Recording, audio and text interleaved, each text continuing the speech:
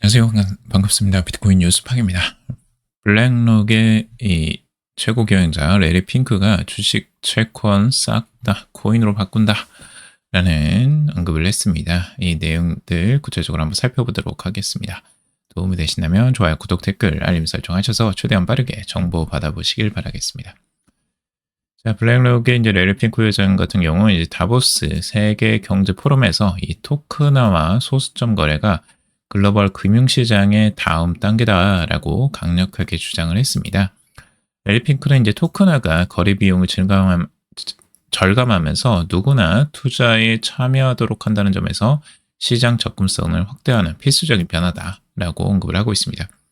그리고 브라질과 인도 등 신흥국들이 이미 디지털 통합 프레임워크 구축에 앞장서고 있다라고 언급을 하고 있습니다. 블랙록 같은 경우는 이미 이 토큰화 시장에 이미 진입을 한 상태고 그 사업들을 아주 활발하게 진행을 하고 있습니다. 지금 이 통합된 디지털 인프라를 통해서 이 투자자들이 머니마켓 펀드와 주식 그리고 채권 사이에서 자본을 원활하게 이동시킬 수 있는 이런 미래를 구상하고 있는데, 지금 비들이나 이제 관련된 이 서비스들이 이미 출시가 된 것들도 있고요. 그리고 지금 블록체인 기반 기록을 굉장히 중요하게 보고 있는데 이 투명성을 높여서 부패를 줄이는데 기여할 것이다 라고 강조를 하고 있습니다. 블록체인 기술이 단순히 투기 수단을 넘어서 이 제도권 금융의 핵심 인프라로 이제 자리 잡고 있음을 시사를 하고 있습니다. 그리고 이제 블랙록은 2026년 투자 전망 보고서에서 이 토큰화를 최우선 투자 테마로 선정을 하면서 이더리움이 토큰화 자산 시장의 65.46%를 점유하고 있다라고도 분석을 하고 있습니다. 이더리움에 대해서 뒤에서 조금 더 자세히 한번 살펴보도록 하고요. 그리고 폴 애킨스의 미국 증권거래위원회 위원장, 이 미국 증권거래위원회 위원장은 이 토큰화가 미국 금융 시스템을 재편할 것이다 라고 언급을 했습니다. 증권거래위원회 위원장이 직접적으로 이렇게 이야기를 한 거예요. 그러니까 얼마나 지금 토큰화가 핵심인지를 이야기하는 것이라고 알 수 있겠죠. 그리고 토큰화는 이 전통 금융과 암호화폐 시장의 경계를 허물고 분산 원천 기술과 즉각적인 결제 시스템을 결합하면서 블록체인 네트워크의 장기적인 가치를 저하시켜주고 있다라고 언급을 하고 있습니다. 자, 토큰화 시대가 되는 것의 가장 핵심은 결국에는 이더리움이다라고 블랙록은 이야기를 하고 있어요.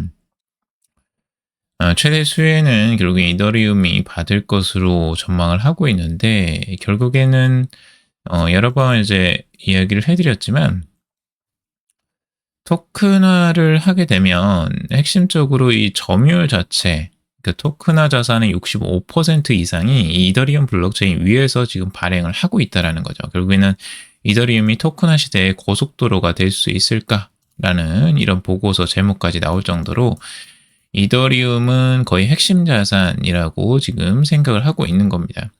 스테이블 코인뿐만 아니라 지금 이 토큰화 자산 전체에서 차지하는 비중이 이더리움이 절반 이상이 넘기 때문에 앞으로의 이더리움의 영향력은 갈수록 커져갈 것이다 라는 전망들이 많습니다. 그런데 왜 이더리움 가격은 안 올라요? 이렇게 이제 말씀하시는 분들이 있을 거예요. 이제 실제적인 가격이 중장기적으로 영향을 받을 수는 있지만 이제 단기적으로는 수요에 따라서 수요와 공급에 따라서 왔다 갔다 하거든요. 이제 그 가격들, 그러니까 단기적인 가격 급락이나 급등에 이제 흔들리지 않고 우리가 이제 거시적인 시각으로 시장을 바라봐야 되는 이유가 여기에 있습니다. 그래서 이더리움은 결국에는 엄청나게 많이 사용할 것이다라는 이 기대감들이 있고요. 그리고 이게 현실화가 되고 있어요. 이미 블랙록에서도 이걸 이야기하는 것들을 명확하게 알 수가 있고 이미 사업을 추진하고 있고요. 가상화폐 업계는 이 10조 달러 이상의 자산을 운영하는 블랙록의 이번 전망을 긍정적으로 평가를 했다라고 하고 있죠. 10조 달러예요. 1경이 넘는 금액을 운영하는 이 블랙록에서 직접적으로 이 언급을 하고 있고 실제 사업을 진행하고 있죠. 어마어마한 시장이 될 것이라는 걸 이미 예측하고 블랙록은 이 시장에 뛰어든 거고요. 다른 이제 그 월가의 금융사들 모두 다 지금 다 이 토큰화 시장에 뛰어들고 있습니다. 인공지능과 에너지 인프라가 보고의 중심축이지만 가상화폐 역시 별도의 주요 테마로 다뤄졌다라고 하면서 가상화폐 시장의 무게감이 커졌다라고 언급을 하고 있습니다. 암호화폐 시장은 갈수록 중요성은 높아지고 있어요.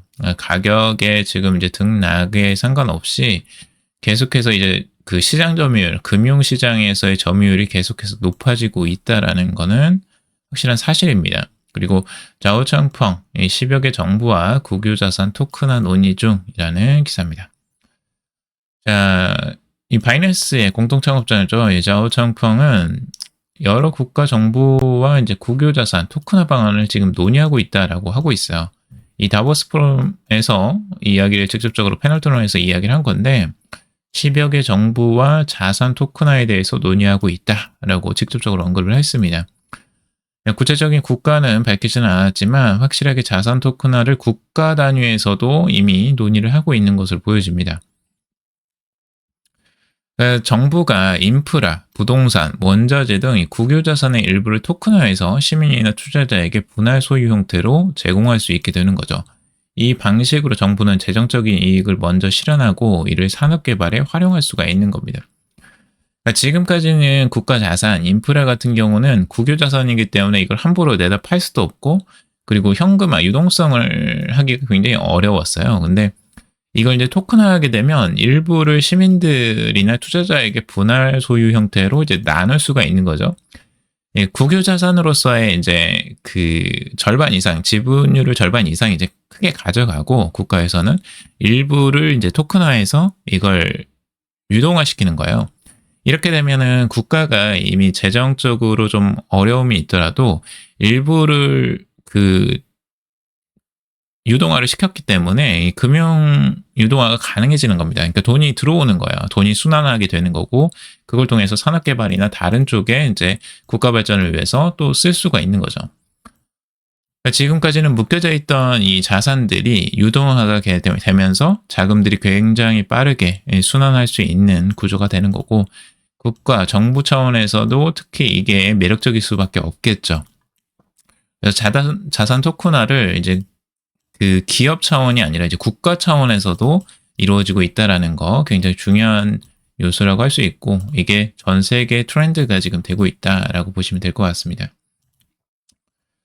비트코인 지금은 공포인데 기관 매집으로 10배 이상 오른다라는 기사입니다.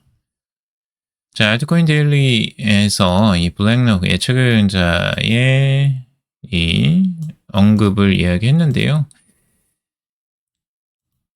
이제 스테이블코인과 토큰화 자산 등 이 펀더멘털 지표는 역대 최고치를 기록하고 있어서 지금 이 반등 가능성이 높게 점쳐지고 있다라고 이야기를 하고 있습니다. 그리고 기관들의 매수세도 계속해서 이어지고 있죠. 스트래티지도 지금 21억 3천만 달러 투입해서 22,000 BTC를 추가 매입을 했습니다. 그리고 이제 주요 은행들, JP모건과 웰스파고 등 주요 은행들이 암호화폐 도입을 이제 가속화하고 있습니다. 현재도. 그리고 그 고객들에게 암호화폐를 이제 권장을 하고 있어요. 그러니까 암호화폐 시장 자체는 굉장히 커져가고 있다는 걸 알 수가 있고, 그래서 현재보다 10배 이상 커질 것이다 라는 분석이 힘을 얻고 있습니다. 지금은 이제 단기적으로 그런 눌림의 시간이라고 보실 수 있고, 이 전체적으로 이걸 확장하는 시간들이 분명히 올 거라는 기대감들을 계속해서 키워나가고 있죠. 그리고 여기서 이더리움 또 나오죠. 71년 근본이제 폐지 이후 월스트리트가 맡았던 역할을 대체하면서 자산 토큰화의 핵심 플랫폼으로 지금 부상을 하고 있다라고 해석을 하고 있습니다. 주식과 상품 등 모든 자산이 이더리움 위에서 토큰화되는 슈퍼사이클에 진입했다라고 진단을 하면서 UBS 최고위원자 역시 블록체인이 은행업의 미래다 라고 언급하며 고객들에게 암호화폐 포트폴리오 편입을 권유하고 있다라고 하고 있죠. 그러니까 고객들에게 직접적으로 포트폴리오에 편입하라고 권유를 하고 있어요. 지금 이 시장이 이렇게 안 좋은데도. 시장이 안 좋을 때 이제 조금씩 사 모으는 게 확실히 부자들의 전략이긴 하죠. 이런 부분들은 자금의 여유가 있기 때문에 충분히 이제 분할 매수 전략으로 떨어질 때마다 이제 사 모으는 형식으로 간다라고 보시면 될 것 같습니다. 자, 비트코인 거시자산으로 자리매긴 바이낸스 리서치 올해 전망 공개라는 기사입니다. 바이낸스에서도 중요한 이제 거시 자산으로서 산업화 이제 확실하게 이제 시대가 변화가 있다라는 것들을 언급을 하고 있어요. 그래서 지금 상장지수 펀드도 굉장히 크게 성장을 했고 기업 보유량만 지금 110만 비트코인을 넘어섰고 장기 보유와 포트폴리오 편입 흐름이 지금 뚜렷하게 나타나고 있고 비트코인의 시가총액 비중은 전체 가상자산의 50에서 60%, 58에서 60% 수준을 지금 유지하고 있고요. 지금 스테이블 코인도 전체적으로 글로벌 결제, 정산, 인프라로 존재감을 확대하고 있습니다. 인터넷 화폐로 지금 이제 자리를 잡고 있습니다. 스테이블 코인 시가총액은 전년 대비해서 50% 증가한 3,050억 달러를 지금 넘어섰고 연간 거래 규모만 33조 달러로 집계되고 있습니다. 그 스테이블 코인의 위상도 굉장히 높아지고 있고 이 확장이 되어가는 과정이다라고 보시면 될 것 같습니다. 암호화폐 사용률은 계속해서 증가하고 있다라고 보시면 될 것 같고요.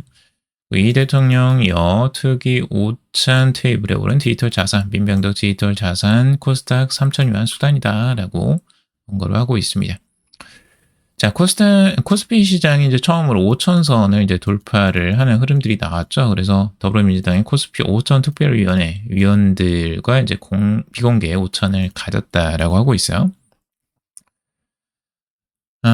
여기서 이제 지속적으로 이제 자본시장 기초 체력을 다지기 위한 개혁 노력을 계속해야 된다라고 하는데 여기서 이제 디지털 자산에 대한 언급들도 일부 나온 것으로 보고 있어요. 민병덕 의원이 대통령과 5천이 진행되는 동안 디지털 자산을 2차례 언급을 한 것으로 이야기를 하고 있고 은행 중심의 기존 금융 구조에서 벗어나 혁신을 통한 기득권을 타파해야 된다라고 언급을 했죠. 디지털 자산을 자본시장 혁신과 성장 동력으로 삼아서 코스닥 시장의 체질 개선을 이끌어야 한다라는 취지로 이야기를 했다고 해요. 이 부분 되게 중요한 부분입니다. 실제적으로 이 디지털 자산 시장을 키워야 되고 이걸 확장시켜야 되는 부분에 와 있고 한국이 새롭게 도약하는데 디지털 자산은 굉장히 큰 역할을 할 가능성이 높아요. 이 시장은 지금 잡고 있는 곳이 별로 없습니다. 실제적으로 중국도 그렇고 중국도 디지털 자산에 대해서는 별로 그렇게 영향력이 지금까지는 별로 없어요. 지금 뭐 CBDC를 만들고 뭘 하겠다라고 하지만 계속 이제 통제를 하고 싶어하는 중국의 특성상 디지털 자산을 확산시키기가 상당히 어려워요. 그런데 이제 국내 한국 같은 경우나 이제 미국 같은 경우는 디지털 자산을 적극적으로 지금 활용할 가능성이 굉장히 높죠. 그래서 이 법안이 제대로 통과가 되고 한국이 제대로만 좀 진행이 된다면 이 디지털 자산 시장에 진짜 선두권을 잡을 수 있는 가능성도 충분히 있습니다. 그래서 지금 굉장히 중요한 시기라고 보여지고 에릭 트럼프, 레리 핑크 금융기득권 저격 암호화폐 입법 방해 비판이라고 하는데 지금 이제 에릭 트럼프도 그렇고 전체적으로 지금 이 은행권들의 독점 형태를 강도 높게 비판을 하고 있어요. 은행들은 주말 동안 고객들의 자금을 붙잡아두고 이자 수익을 챙기는 낡은 시스템을 유지하기 위해 암호화폐 입법을 방해하고 있다라고 언급을 하고 있습니다. 이 트럼프의 차남이 이렇게 이야기를 직접적으로 하고 있는 거예요.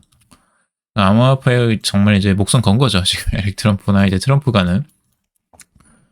그만큼 이제 중요하다라는 걸 언급하고 있는 거고요. 암호화폐 시장은 앞으로 핵심이 될 것으로 보여집니다. 은행권의 이런 기득권을 타파하기 위해서 아마 많은 노력들을 할 것으로 보여집니다.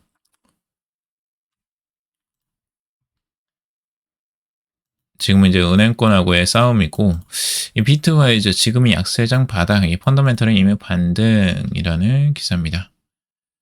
2025년 4분기 혼재된 신호가 나타난 시기였다라고 하면서 시장은 약세였지만 펀더멘털은 강했다라고 이야기를 하고 있습니다. 시장의 가격 자체는 이제 흐름 자체가 약하긴 했는데 이제 펀더멘털 자체는 굉장히 좋아지고 있다는 거죠. 이더리움이 레이어 2 네트워크가 사상 최고치를 지금 기록하고 있다라는 거. 이거 아까 지금 말씀드린 것처럼 토큰화와 이제 스테이블 코인의 활용도가 굉장히 많아지면서 이것들이 활성화되고 있다는 거 볼 수가 있고요. 펀더멘털은 계속해서 이제 이 개선이 되는데 가격은 도대체 언제 좋아져요? 라고 이제 생각할 수 있는데 결국엔 가격은 이 펀더멘털을 따라갈 수밖에 없습니다. 그래서 펀더멘털이 계속 좋아지면 언젠가는 결국엔 가격은 따라가요. 근데 이제 그 기업의 주식 투자랑 좀 비슷하다고 보시면 되는데 주식 투자할 때 여러분들 이제 그런 경우가 있어요. 뭐 가치주다, 뭐 성장주다. 보통은 이제 가격이 이 근본적으로 펀더멘털, 그러니까 기업 가치를 따라가는 형태를 보통 취하거든요. 그러니까 그게 이제 순이익이 계속해서 이제 증가하는, 전체적으로 이익이 증가하거나 매출이 계속 성장세를 이어가는 그런 기업들의 주가는 우상향하는 흐름들을 계속해서 보여줘요. 근데 이게 그 무조건 딱 정배열로 순이익이 올라가면 바로 기업의 가격이 올라갈 것 같지만 그렇게 가지 않는다는 거죠. 실제적으로 시간차가 발생하고 기업의 순이익이 올라갔을 때 뒤따라서 이제 아니면 매출액이 계속해서 성장했을 때 그걸 뒤따라서 올라가는 경우가 많고 시장의 관심도, 그러니까 자금이 유입되는 것들도 굉장히 중요해요. 그러니까 수급이라고 하죠. 수급이라는 게 계속 들어와 줘야지 시장이 이제 활성화되는 겁니다. 이제 펀더멘털만 좋다고 해서 가격이 무조건 올라가는 건 아니에요. 근데 결국에는 펀더멘털을 따라가죠. 기업의 가치가 올라갈수록 주가도 결국에는 장기적으로는 우상향하는 흐름들로 결국엔 따라가게 되어 있습니다. 그러니까 그것들을 차분히 기다리시는 흐름들이 좀 필요하다라고 보여지고 결국에는 모든 자본시장은 인내심이 일부는 필요합니다. 장기적으로 우상향 하더라도 그것들을 기다리는 시간들이 분명히 있으니까요. 여러분들 그거 좀 참고하셔서 투자하시길 바라겠습니다. 자, 태국도 디지털 자산 ETF 선물 거래를 허용을 추진한다라는 내용이요. 각 국들이 지금 이제 하나씩 이 디지털 자산 ETF와 선물 거래를 이제 도입을 하고 있는 거죠. 국내에서도 이제 디지털 자산 ETF가 아마 나올 거예요. 올해 2026년도에 나올 거라고 예상이 되고 있고, 태국도 지금 이제 진행이 되고 있는 거고요. 각 국가별로 아마 ETF는 대부분 다 나올 겁니다. 이것들은 거의 기정사실이라고 보시면 돼요. 디지털 자산 ETF와 이런 시장들이 하나씩 지금 열리고 있다라고 보시면 되고, 이렇게 열려질수록 이제 시장에 들어올 수 있는 자금들이 계속해서 늘어나겠죠. 그래서 결국엔 장기적으로는 우호적인 수급들이 좋아질 것으로 예상을 하고 있습니다. 자, 오늘 여기까지 정리해봤습니다. 여러분들 좀 도움이 되셨길 바라고요. 도움이 되셨다면 좋아요, 구독, 댓글, 알림 설정하셔서 최대한 빠르게 정보 받아보시기 바라겠습니다. 투자에 관련된 정보들 참고사항일 뿐이고 좋으니 아니니 투자하실 때 여러분들 스스로 꼭 판단하시고 결정하시기 바라겠습니다. 금일도 방송 들어주셔서 감사합니다.